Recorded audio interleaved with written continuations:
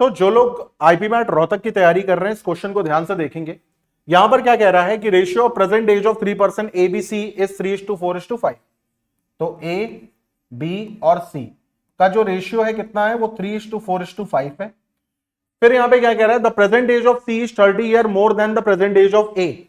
तो ए और बी का जो डिफरेंस है वो कितने का है, तो आप कहोगे 3 और 5 का डिफरेंस है 2 यूनिट का।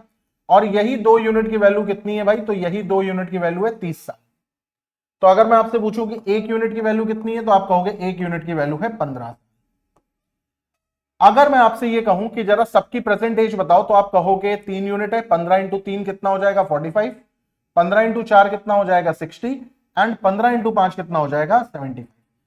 यानी अगर आपसे ये पूछा जाता कि ए बी और सी की प्रेजेंट एज कितनी है, तो आप कहते 45, 60 एंड 75।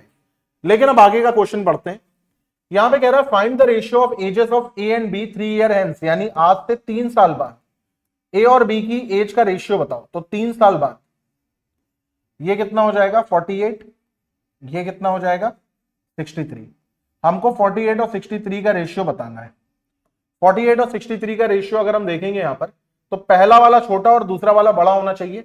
तो ये ऑप्शन कैंसिल आउट हो गया, ये ऑप्शन कैंसिल आउट हो गया और ये ऑप्शन कैंसिल आउट हो गया। यानी कि अगर हम कुछ ना भी करें तो भी हम बड़े आराम से इसका आंसर निकाल सकते हैं। और वो कितना आएगा, वो आएगा 16:21। जरा चेक करके देख लेते हैं यहां पे कैसे। अगर आप इसको 3 से काटेंगे तो ये आएगा 16 टाइम्स, और अगर आप इसको 3 से काटेंगे तो ये आएगा 21। तो ये हमारा आंसर है। तो आईपीमैट रोहतक की डेट आ गई है।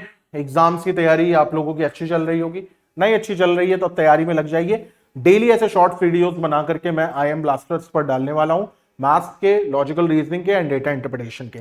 चैनल को सब्सक्राइब करिएगा एंड वीडियो को लाइक करिएगा।